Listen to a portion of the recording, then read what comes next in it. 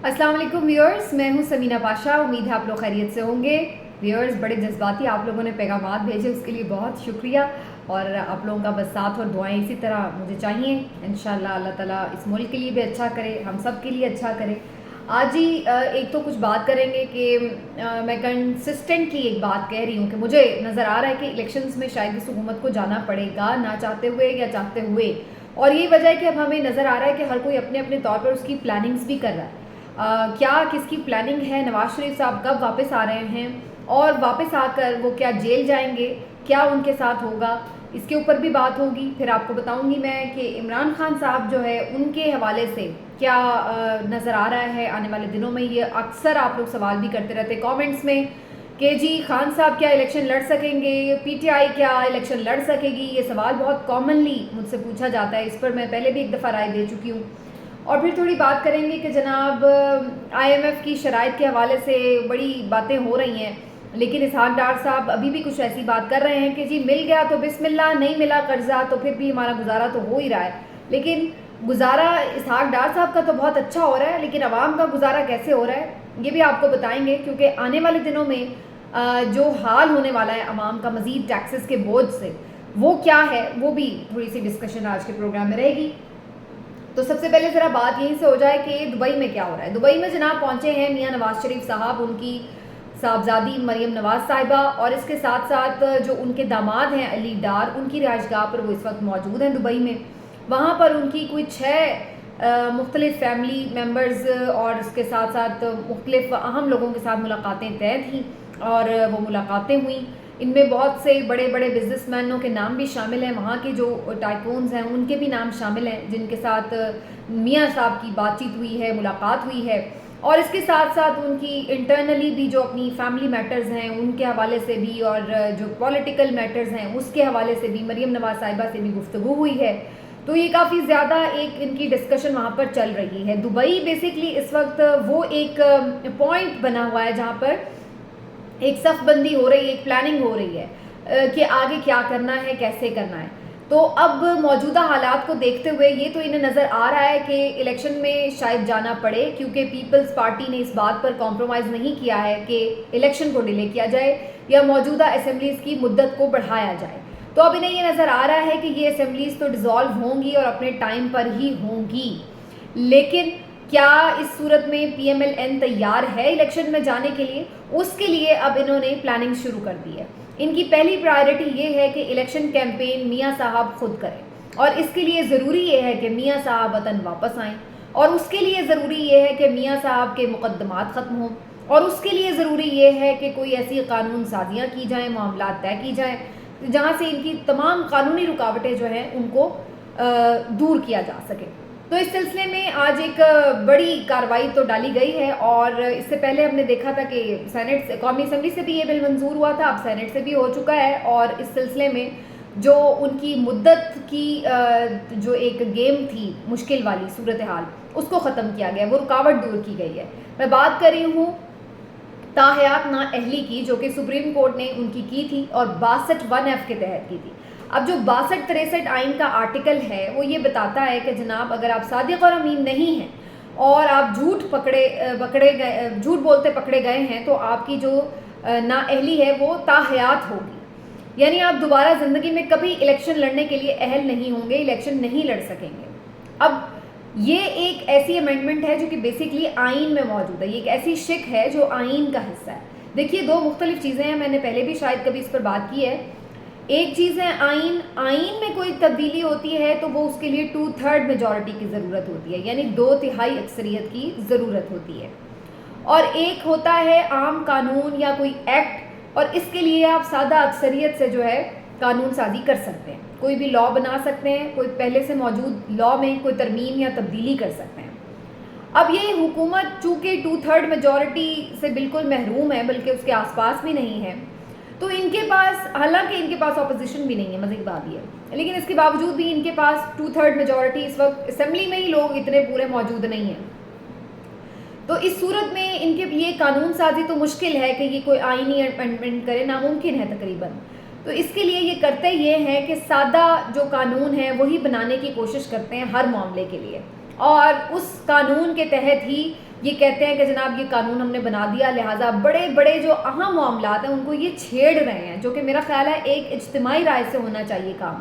جیسے اس سے پہلے انہوں نے سپریم کورٹ میں جو سپریم کورٹ کا پریکٹس اینڈ پروسیجر بل ہے وہ بھی بیسکلی کچھ بہت بنیادی چیزیں ہیں جن میں ایک اجتماعی رائے کا اظہار ہونا چاہیے تھا، تمام ملک کی ریپرزنٹیشن ہونی چاہیے تھی، لیکن آدھی سی اسمبلی کے ساتھ یہ قانون بناتے چلے جا رہے ہیں اور عام کوئی چھوٹے موٹے ڈیلی بیسس کے قانون نہیں ہیں، یہ وہ قوانین بنا رہے ہیں یا ان قوانین میں ترمیم کر رہے ہیں جو کہ بیسکلی آئین کی روح کے ساتھ جڑے ہوئے ہیں اور بنیادی جو آپ کہہ لیں کہ آئین کی شقیں ہیں ان کے ساتھ اٹیچڈ ہیں.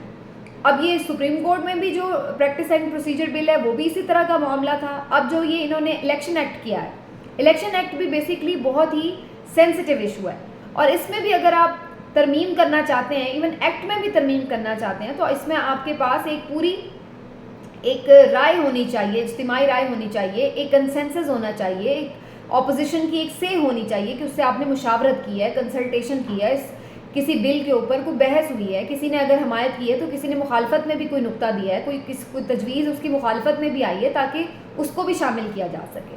لیکن یہ یک طرفہ قسم کی قانون سازی آدھی اسمبلی سے کر رہے ہیں اور وہ بھی بنیادی چیزوں میں کر رہے ہیں. تو یہ ایک بڑی خطرناک بات ہے اور یہ جتنی بھی قانون سازی ہے یہ ساری کویسچنیبل ہو جاتی ہے، متنازع ہو جاتی ہے.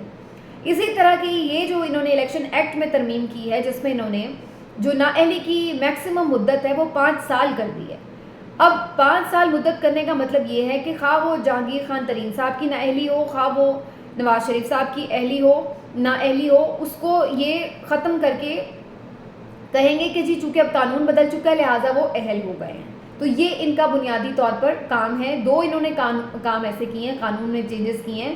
ایک تو جو 184(3) کا کیا ہے اس میں انہوں نے یہ کیا کہ جو ریویو پٹیشن ہے اس کے اوپر اپیل دائر ہو سکتی ہے 184(3) کے تحت. ایک تو یہ کیا، اب اس کے تحت اپیل لے جائیں گے اور اپیل میں لکھیں گے کیا کہ چونکہ 62(1)(f) کے تحت اب ترمیم ہم نے کر دی ہے لہٰذا 5 سال کی تو وہ قانونی بدل گیا، لہٰذا اب آپ جو ہے وہ 5 سال کی مدت کے مطابق یہ اہلیت ان کی بن جاتی ہے. تو یہ بیسکلی اب انہوں نے کارروائی ڈال دی ہے. تو یہ 2 بنیادی قسم کی چیزیں ہیں جن کے اوپر انہوں نے ایک بہت ہی منیمم میجورٹی سے جو ہے یہ کام کیا ہے.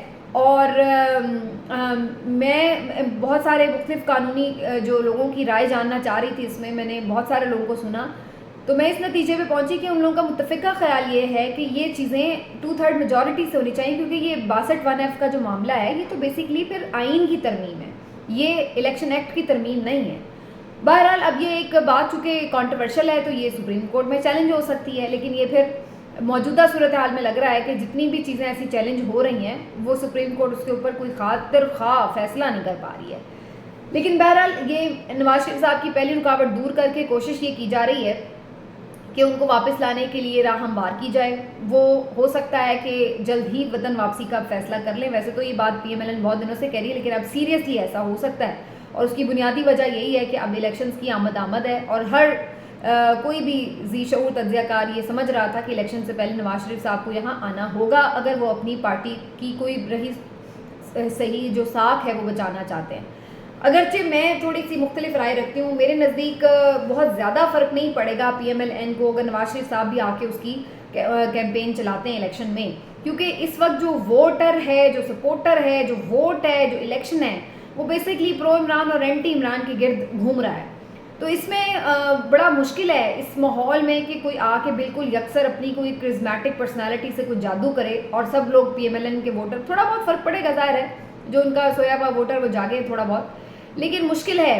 اور اگر آپ اس کو کمپیئر کریں کہ جی عمران خان کو بھلا دیں گے نواز شریف صاحب آ کر تو یہ مشکل نظر آ رہا ہے، کیونکہ عمران خان نے یہاں رہ کر جو ایک مثال قائم کی ہے، بے شک ان کے اور بہت سارے فیصلوں پر تنقید کی بھی جا سکتی ہے، لیکن جو انہوں نے یہاں رہ کر مثال قائم کی ہے اس سے ان کا قد بہت بڑا ہے اور جو ان کا ووٹر سپورٹر ہے وہ مزید ان کے ساتھ جڑ گیا ہے، وہ مزید اس بات کے اوپر ڈٹ گیا ہے کہ چونکہ ان کا لیڈر یہاں موجود ہے تو وہ بھی یہیں پر کھڑے ہو کر مقابلہ کر رہے ہیں. کچھ پارٹی لیڈران ضرور چھوڑ گئے ہیں، وہ ایک علیحدہ بات ہے، اور اس پہ بھی میں اس دن بات بھی کر رہی تھی کہ بیسکلی یہ پارٹی لیڈرز وہ ہیں جنہوں نے عمران خان کی مقبولیت، ان کے صحیح فیصلوں کا تو بھرپور فائدہ اٹھایا ہے، وزارتیں انجوائے کی ہیں، مقبولیت انجوائے کی ہے، ممبرز بنے، سب کچھ کیا، لیکن اب جب کہ وہ سمجھ رہے ہیں کہ عمران خان نے جی کوئی غلط فیصلے کر لیے ہیں تو ان فیصلوں کا بوجھ اٹھانے کے لیے تیار نہیں. یعنی میٹھا میٹھا ہپ ہپ اور کڑوا کڑوا تھو تھو. جس چیز کا نقصان ہو رہا ہے تو وہ عمران خان پہ ڈال دو کہ جی چیئرمین صاحب نہیں مان رہے تھے, چیئرمین صاحب نے یہ فیصلہ غلط کیا, چیئرمین صاحب نے وہ فیصلہ غلط کیا. اور جب صحیح فیصلے تھے تو تب آپ بیٹھ کے چاٹ کھانے کے لیے سب تیار تھے, مٹھائی کھانے کے لیے سب تیار تھے. آج چونکہ غلط فیصلوں کے نتیجے میں کوئی مشکل وقت آ گیا تو اب آپ کو بھاگنا پڑا ہے. خیر یہ غلط فیصلے بھی غلط ہیں یا نہیں یہ تو تاریخ فیصلہ کرے گی, کیونکہ ہمیشہ صحیح فیصلہ یا غلط فیصلہ اگر ہم صرف ابھی کے تناظر میں دیکھیں تو ہمیں یہ نظر آ رہا ہے کہ پارٹی چونکہ نقصان میں ہے تو آپ بہت ساری چیزوں پہ کہہ سکتے ہیں اسمبلیاں تحلیل نہیں ہونی چاہیے تھی, اسمبلی سے ریزگنیشن نہیں دینے چاہیے تھے, لیکن کیا یہ کوئی غیر قانونی غیر آئینی فیصلے تھے؟ کیا یہ آئین کے مطابق نہیں تھے؟ آئین کے مطابق فیصلے تھے. اب ان کا رزلٹ کیا رہا, کیا اس سے پارٹی کو نقصان ہوا یا فائدہ ہوا, یہ ایک الگ سوال ہے. بظاہر لگ رہا ہے کہ پارٹی کو نقصان ہوا, لیکن آگے چل کر ہو سکتا ہے آپ کو اندازہ ہو کہ اس سے پارٹی کو فائدہ ہوا کہ ووٹر سپورٹر وہاں پہ جڑا رہا. ہو سکتا ہے کہ پاکستان میں کچھ بنیادی مسائل اس سے جو ہمیشہ سے رہے ہیں ان کو کوئی فرق پڑے. تو اب یہ فیصلہ تو وقت کرے گا, اس کا فیصلہ تاریخ کرے گی کہ وہ فیصلے غلط تھے یا صحیح تھے. لیکن بظاہر پارٹی ان فیصلوں کی وجہ سے اگر مشکل میں ہے تو آج کے بہت سارے پی ٹی آئی لیڈر اپنی جان چھڑا کے بھاگ رہے ہیں کہ جی عمران خان کے فیصلے ٹھیک نہیں تھے, لیکن ووٹر سپورٹر وہیں پر موجود ہے. اور میرا نہیں خیال ہے کہ نواز شریف کے آنے سے بھی عمران خان کا ووٹر اسے چھوڑ کے کوئی نواز شریف کو ووٹ دینے جا رہا ہوگا. تو مجھے یہ کوئی امکان کم نظر آ رہا ہے کہ نواز شریف صاحب کے واپس آنے سے کوئی فرق پڑے گا. بہت زیادہ تھوڑا بہت پڑ سکتا ہے, جو پی ایم ایل این کا ووٹر تھا وہ ذرا چارج ہو جائے گا, لیکن بہت زیادہ کوئی اس کے فیصلے نہیں بدل جائیں گے الیکشن کے رزلٹس کے حوالے سے اگر عمران خان الیکشن لڑتے ہیں تو. اب یہ تو بہت بڑا ہے کیونکہ جو ابھی تک سچویشنز نظر آ رہی ہیں, کل عامر میر صاحب بھی یہ خبر لائے تھے, وہ کافی دنوں سے یہ باتیں کہہ رہے ہیں کہ عمران خان کے ساتھ جو ہونے والا ہے انہیں ادراک ہی نہیں ہے, بہت سخت فیصلے ان کے ساتھ ہونے والے ہیں. ابھی تک تو کچھ ہوا ہی نہیں عمران خان کے ساتھ جو آگے ہونے والا ہے. ضیاء الحق کا مارشل لاء آپ بھول جائیں گے, نا اہلی اور جیل وغیرہ تو بہت چھوٹی چیز ہے. تو میں سوچ رہی تھی پھر کیا کرنے والے ہیں, کیا عمران خان کو کیا کوئی سر عام پھانسی کی سزا دینے والے ہیں, کیا ایسا کرنے والے ہیں, اور ان کے اوپر کیا ایسا جرم ثابت کر دیں گے جو اس طرح کی کچھ حرکت کریں گے ان کے ساتھ. تو یہ مجھے ایک عجیب سی ان کی بات لگ رہی تھی, لیکن بہرحال یہ تو اللہ بہتر جانتا ہے. لیکن وہ اس طرح کی باتیں کر رہے تھے کہ جناب کوئی اب عید کے بعد, اور یہ بہت سارے اور بھی لوگ یہ خبر کر رہے ہیں کہ عید کے بعد مزید وکٹمائزیشن میں تیزی آئے گی. ابھی بھی ہم دیکھ رہے ہیں تیزی تو کہیں رکی نہیں ہے. جو پنجاب پولیس نے اپنا شرمناک کردار ادا کیا اس ساری رجیم میں, میرا خیال ہے نفرت ہی ہو گئی ہے ان کو دیکھتے ہوئے نفرت محسوس ہوتی ہے, کیونکہ یہ لوگوں نے جس طریقے سے آئین اور قانون کی دھجیاں اڑائی ہیں, اور جس طرح سے جن لوگوں کی حفاظت کے اوپر یہ مامور ہیں کہ آپ نے پبلک کو ریسکیو کرنا ہے, اس کی حفاظت کرنی ہے, اس کو پروٹیکٹ کرنا ہے, آئین کو قانون کو ان کو پروٹیکٹ کرنا ہے, تو یہ لوگ انہی کی کیسے دھجیاں اڑا رہے ہیں. یہ بہت شرمناک کردار ہے پنجاب پولیس کا اور اسلام آباد پولیس کا, جو بھی اس میں لوگ ملوث ہیں. اور اس میں اب آپ تازہ دیکھ لیں, عمر سرفراز چیمہ صاحب کی اہلیہ کو بھی گرفتار کر لیا گیا, اور اسی طریقے سے یہ جو ایک اور ایم پی ہیں ان کے 20 سالہ بیٹے کو پکڑ لیا گیا, کہ اس کا کوئی تعلق نہیں نکلا, کہیں وہ موجود نہیں تھا, کوئی اس کی کال ٹریس نہیں ایسی ہوئی, اس کو بھی پکڑ کے جیل میں ڈالا ہوا. تو یعنی اگر کوئی پی ٹی آئی رہنما پارٹی چھوڑنے پہ راضی نہیں ہے تو یا تو اس کو پکڑ لو, اس کا کاروبار بند کر دو, اس کے گھر توڑ دو, یہ سب کر لو. اگر وہ پھر بھی ڈٹا ہوا ہے, رک نہیں رہا ہے, باز نہیں آ رہا ہے, پریس کانفرنس نہیں کر رہا ہے, تو پھر اس کی بیوی پکڑ لو, اس کی اہلیہ پکڑ لو, اس کے بچے اٹھا لو. یعنی کوئی لمٹ نہیں انہوں نے رکھی ہوئی کہ بس یار یہ ہماری لمٹ ہے, یہاں تک ہی ہم نے ظلم کرنا ہے, اس سے آگے نہیں کرنا. کوئی لمٹ نہیں ہے, بس اپنا مقصد پورا کرنا ہے. یہ اس وقت جو اس رجیم کا پورا ایک مینٹل سٹیٹ ہے وہ یہ ہے, اور وہ آپ رانا ثناء اللہ صاحب کی گفتگو سے بھی اندازہ لگا سکتے ہیں, جو یہ باتیں کرتے پھر رہے ہیں کہ جی 1000 بندوں کو پھانسیاں لگا دیں, ایک ہی دفعہ گولیاں مار دیں. ان کا بس نہیں چل رہا کہ لوگوں کو کچا چبا دیں کہ جو دوسری طرف کھڑے ہیں. تو یہ ایک عجیب سی کیا اس کو فسطائیت کہیں, کیا اس کو ہم ظلم کے پہاڑ کہیں, جو بھی آپ اس کی داستان لگا لیں, فرعونیت ہے, جو بھی ہے, لیکن یہ اس وقت ایگزسٹ کر رہی ہے. تو بہرحال یہ آنے والے دنوں میں عید کے بعد اس میں تیزی بھی آ سکتی ہے, اور عمران خان صاحب کے اوپر بھی اب یہ مزید دوبارہ اٹیک کر سکتے ہیں, ان کو گرفتار کرنے کے لیے, نااہلی وغیرہ کی طرف جانے کے لیے, کیونکہ ان کے نزدیک لیول پلینگ فیلڈ یہی ہے کہ صرف یہی نہیں کہ نواز شریف کی اہلیت برقرار ہو, وہ واپس آئیں, کیمپین چلا سکیں, بلکہ یہ بھی ہے کہ ادھر عمران خان کے بھی ہاتھ باندھے ہوں گے تو پھر لیول پلینگ فیلڈ ہے. لیکن میں تو سمجھتی ہوں کہ اگر عمران خان کے آپ نااہلی کر کے ہاتھ بھی باندھ دیں تو پھر بھی اس کا یہاں پر موجود ہونا اور زندہ ہونا ہی ان سب کی ہار کے لیے کافی نظر آ رہا ہے.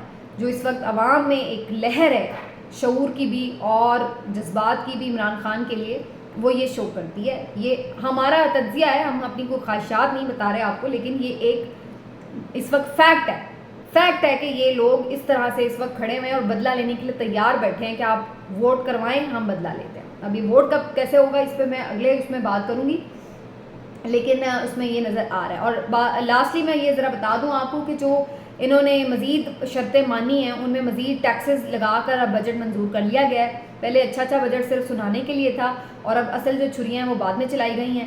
اس میں انہوں نے اب آپ کو 60 روپے پر لیٹر لیوی ایڈ کر دی ہے, تو یعنی مزید 50 روپے تک وہ پہلے تھی, 10 روپے مزید اس میں پیٹرول پر بڑھائے جائیں گے.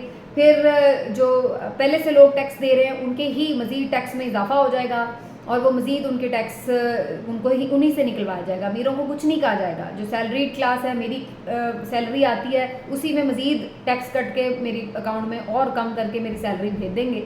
یہ ان لوگوں کے کارنامے ہیں. اور پیٹرول سے پیسے نکلوا لیں گے, وہ پتہ ہے ان لوگوں نے خریدنا ہی خریدنا ہے. اور مختلف جو چیزیں ہیں ان کے اوپر ٹیکس نیٹ بڑھانے کے بجائے ٹیکس ریٹ بڑھاتے جائیں گے, اور اس طرح پھر عوام کی جیب سے ہی پیسہ نکلتا جائے گا. تو یہی انہوں نے کرنا ہے, اپنے خرچے تو انہوں نے کم کرنے کوئی نہیں. حالانکہ یہ بھی IMF کی ایک ڈیمانڈ تھی, اور IMF کی جو سربراہ ہے وہ بڑا کیٹیگوریکلی ایک انٹرویو میں یہ بات کہہ چکی ہیں کہ ہم نے کبھی نہیں کہا کہ غریب لوگوں کی آپ خون چوس لیں. ہم نے تو کہا ہے کہ اپنے امیر لوگوں سے آپ ٹیکس نکلوائیں, پیسے نکلوائیں اور اپنے بھی اخراجات کم کریں. اس طرف یہ حکومت نہیں آتی. تو یہ صورتحال ہے اس وقت. دیکھتے آنے والے دنوں میں مزید کیا ہوتا ہے. اپنا خیال رکھیے. اللہ حافظ.